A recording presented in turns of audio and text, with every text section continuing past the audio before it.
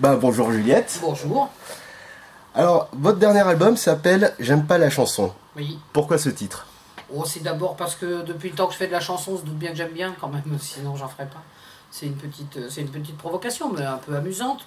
Et puis c'est aussi pour dire que je me donne beaucoup de mal en fait pour écrire mes chansons. Donc en fait c'est venu de là, j'étais en train de bosser sur je sais pas quelle chanson et me dire vraiment je travaille beaucoup et tout ça pour faire des chansons, c'est un peu... Donc voilà, c'est assez venu de ça, c'est une petite joke. Mais évidemment j'aime bien la chanson, on s'en doute, Oui. depuis le temps. De beaucoup de choses, vous savez, ça peut être une info à la radio. Par exemple, j'entends à la radio que sur les ondes nationales, on va supprimer la météo marine. Et je me dis, tiens, météo marine, on va plus entendre ces jolis termes qui nous semblent un peu exotiques. Et je me dis, tiens, c'est un lexique qui pourrait être utilisable dans une chanson. Donc j'écris une chanson sur météo marine. Voilà, ça peut venir de choses aussi bêtes que ça. Après, ouais, c'est la vie de... Je sais pas, des livres que je lis, des films que je vois, des petites choses qu'on peut attraper, puis se dire, tiens, ça pourrait être une petit début de chanson. Procrastination, c'est parce que je suis une grande procrastinatrice, je travaille toujours au dernier moment, j'écris mes chansons la veille du jour où on doit enregistrer, quoi, à peu près. Donc voilà, ça c'est des sources d'inspiration. D'ailleurs, l'une de vos chansons, effectivement, s'appelle Procrastination. C'est un sujet universel.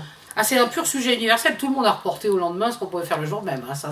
Je suis sûre de mon coup, là. Je sais que c'est au moins arrivé une fois à toute personne, normalement.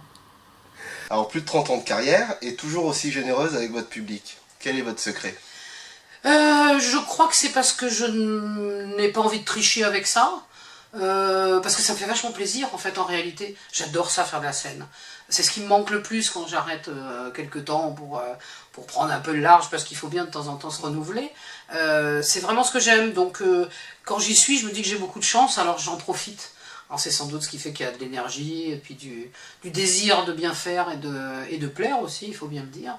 Donc ça ne s'émousse pas avec le temps. Vous semblez vous amuser beaucoup sur scène, c'est un vrai spectacle.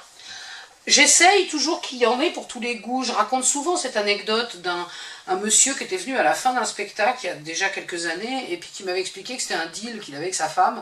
Il l'accompagnait au théâtre hein, et en échange de quoi elle le laissait regarder ses soirées foot avec ses copains. Et il s'était régalé ce soir-là, non pas parce que les chansons ça l'intéressait absolument pas, il n'aimait pas particulièrement la chanson, mais il s'est régalé de voir les musiciens, il s'est régalé de voir le spectacle, de voir ce qui se passait autour. Et je me suis dit, j'ai donc une bonne idée, parce que ça peut aussi faire passer le temps à ceux qui sont là, forcés, contraints et forcés. Mais je trouve que c'est bien que quand on va voir quelque chose sur scène, même si c'est de la chanson, qu'il y ait quand même un peu de mise en scène, un petit peu de lumière, un petit peu de mise en espace, parce qu'après tout, ouais, on est sur une scène, c'est un spectacle, quoi. On n'est pas dans un studio, encore une fois, donc je préfère qu'il y ait un peu de mise en scène, voilà. Alors, je ne suis pas vraiment d'origine toulousaine, j'ai grandi à Toulouse, mais je suis née à Paris. Enfin, je ne suis pas sûre que ce soit les origines géographiques qui justifient qu'on s'intéresse à une chanson ou à une autre. Hein. C'est mon goût personnel, c'est mon goût du texte aussi, qui fait que je fais de la chanson, il y a des textes, voilà, ça c'est sûr. Mais c'est pas pour ça que je pense que c'est comme ça que ça doit être la chanson, et que les chansons plus simples ou plus... comment dirais-je, plus joyeuses, plus faciles, n'ont pas de valeur. C'est une question de ce que j'aime faire, de ce que j'aime moi, et puis de ce que j'ai envie de raconter aussi, qui justifie qu'il y ait du texte. Mais c'est pas mes origines géographiques qui donnent cet amour de la chanson rive gauche. Non. Juliette, c'est un peu comme une chanteuse non identifiée, exception politique, sur la scène française.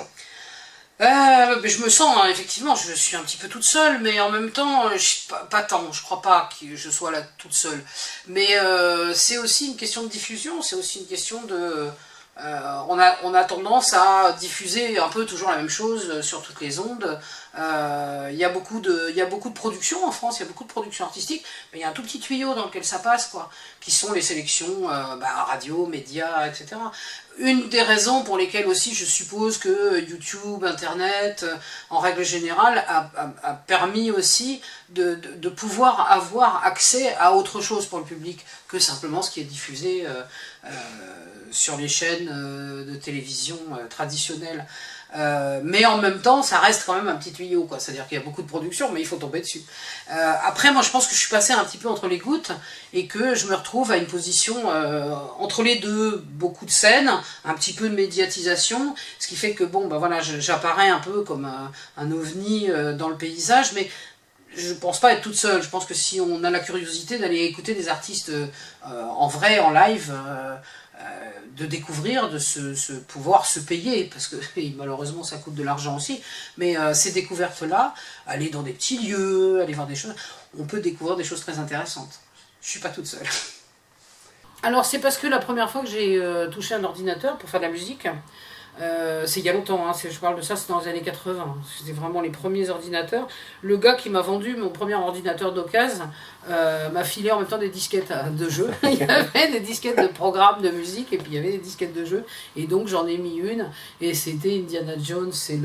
Alors je sais plus lequel, c'était un des premiers vraiment pixel à mort, et puis l'aventure, c'était un peu l'histoire du film de toute façon. Mais voilà, j'ai été assez mordu, quoi, parce que ça commençait à raconter des histoires.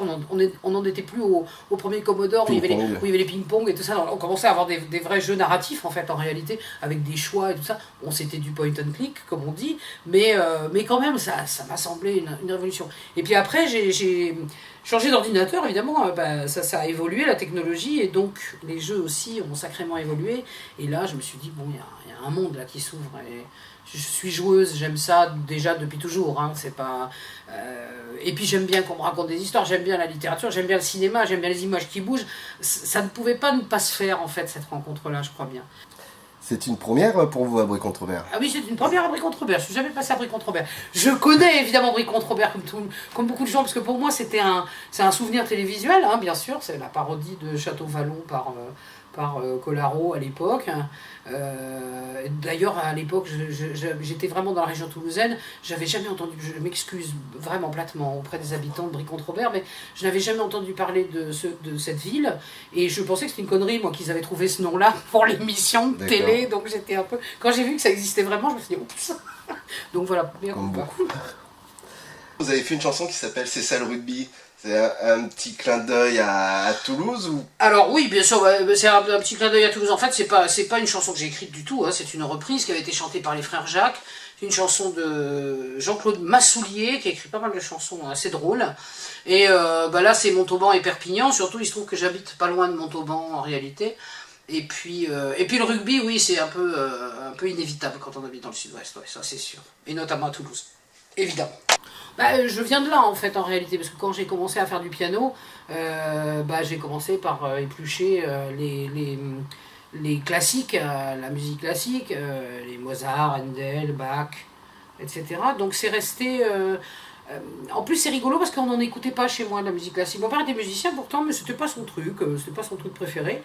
Donc on n'écoutait pas tellement de musique classique, et du coup c'est un petit peu devenu ma musique à moi, parce que j'ai découvert ça par mes profs de piano, et il y a des compositeurs que j'ai aimés, puis j'ai été en chercher d'autres, j'ai découvert, etc.